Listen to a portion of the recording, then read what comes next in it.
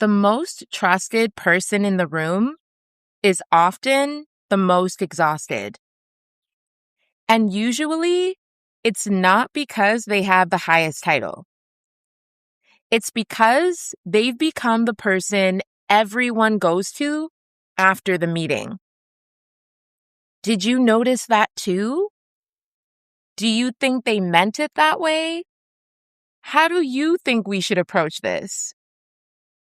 At first, hearing all of these questions feels like a compliment. Because it usually is, right? It's a sign that people trust you. They know you're thoughtful. They know you can see different perspectives. You're the person who can walk into a complicated situation and somehow help everyone make sense of it.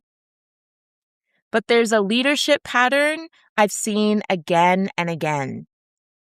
At some point, the person who helps everyone understand what's happening can quietly become responsible for helping everyone process what's happening. And those are two very different things, because one is leadership and the other is emotional labor. And the difference is often invisible until you realize I'm not just contributing to the conversation anymore, I'm carrying the conversation after everyone else has left. Hi, my name is Hawa Kambian, and I'm a leadership clarity advisor. At Executive Intuition, we explore how clarity becomes leadership's time-saving currency. Because leadership friction rarely comes from a lack of intelligence. Often, it comes from the invisible work happening underneath the visible work. The conversations after the conversation. The emotional processing before the decision. Being the person who says, let me explain what they probably meant. Let me help them see the other perspective. Let me make sure nobody feels misunderstood. And to be clear, none of those relationships are bad. In fact, many of them become some of the strongest leadership qualities, like empathy, awareness, relational intelligence, the ability to see complexity. The issue begins when your ability to create understanding becomes the reason other people don't develop that ability themselves. Because eventually something subtle happens. You stop being someone who supports connection, and you become the person responsible for maintaining connection. And that's where leadership starts becoming heavy. So I learned this one personally. In one of my leadership roles, I spent a lot of time working across different teams. My role was often about helping people understand each other. Different priorities, different perspectives, different pressures. And honestly, I enjoyed that part. I've always been someone who naturally looks for patterns. I like understanding why people are responding the way they are. And I like finding the thing underneath the thing. And professionally, that looked like a strength. People would come to me and say, can you help me understand what they're trying to say? Can you help me frame this conversation? Can you help me think through how this might land? And sometimes that was genuinely valuable because leaders do need people who can bridge perspectives. But eventually, I started noticing something. The conversations where people were the most honest weren't always the conversations where decisions were being made. They were the conversations afterwards, the private conversations, the one-on-ones, the moments where someone would say, actually, I was thinking something else, or I didn't want to say this in the meeting, but... And I became increasingly aware of the role I was playing. I wasn't just helping people communicate. I was helping people process what they didn't feel ready to communicate directly. And that variance matters because there's a subtle difference between being a bridge and becoming the place everyone crosses because nobody wants to build their own bridge.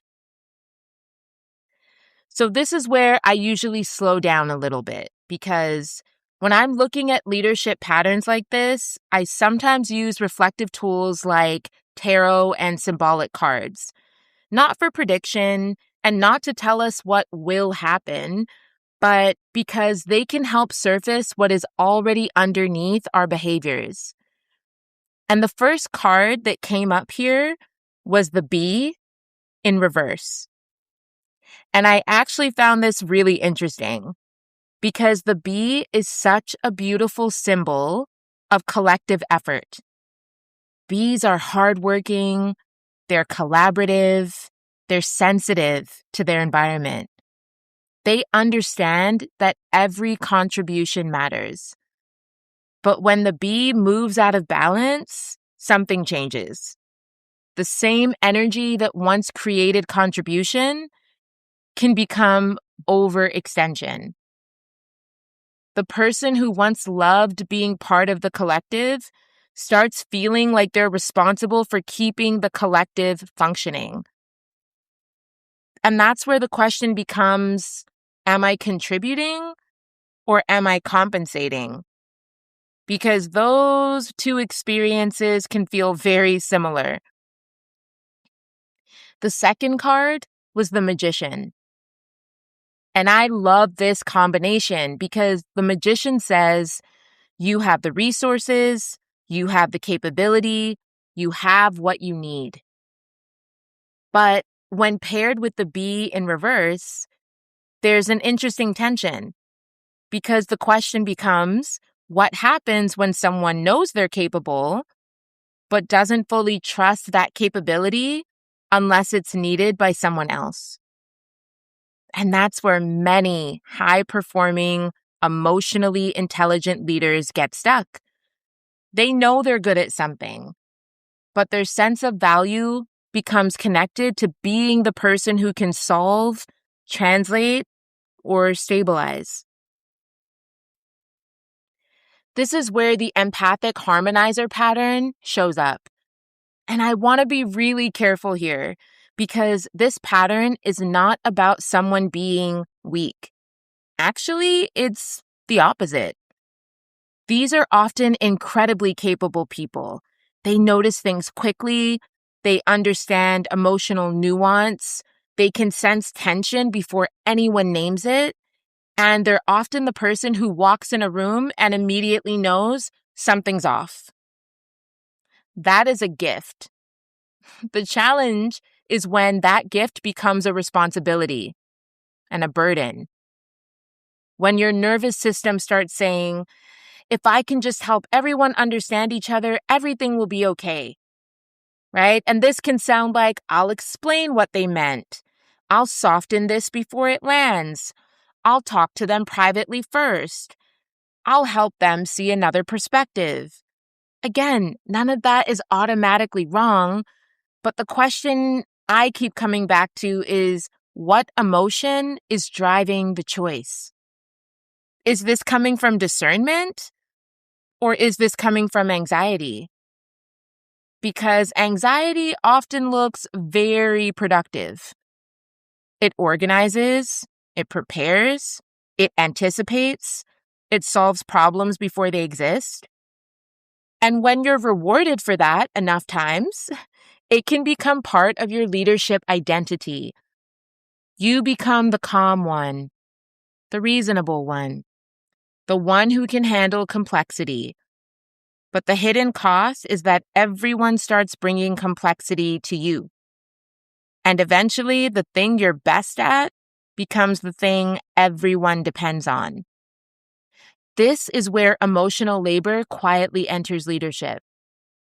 Not because it was assigned, but because someone was willing to carry it. So let me leave you with a few parting questions. Not as homework, but just as things to notice. Where have I confused being helpful with being responsible? Where am I supporting connection? And where am I gently and quietly maintaining connection for everyone else? What conversations am I helping people process that they may actually need to have themselves? And maybe a deep question is, if I stopped translating tomorrow, what would become visible? Because sometimes the thing we're protecting is also the thing preventing growth. The goal is not to become less empathetic. The goal is not to stop caring. The goal is not to become the person who says, figure it out yourself. That's not leadership either, right? The shift is in recognizing I can stay connected without carrying. I can support understanding without becoming responsible for everyone's understanding. I can create clarity without becoming the only place clarity exists. So if this pattern feels familiar, I explore it more deeply in my writing this week, looking at how emotionally intelligent leaders can accidentally become the translators inside their teams. And if you're noticing that you're carrying more relational weight than your role actually requires, I'd invite you to explore the Leadership Mask Audit. It's a reflection tool designed to help you identify the patterns you've learned to rely on, especially the ones that once protected you, but may now be costing your energy. And if you want to explore these patterns beyond reflection, I also host live sessions on Insight Timer where we work with the emotional side of leadership in real time. Because clarity isn't just knowing what's happening, it's changing what you believe you're responsible for carrying.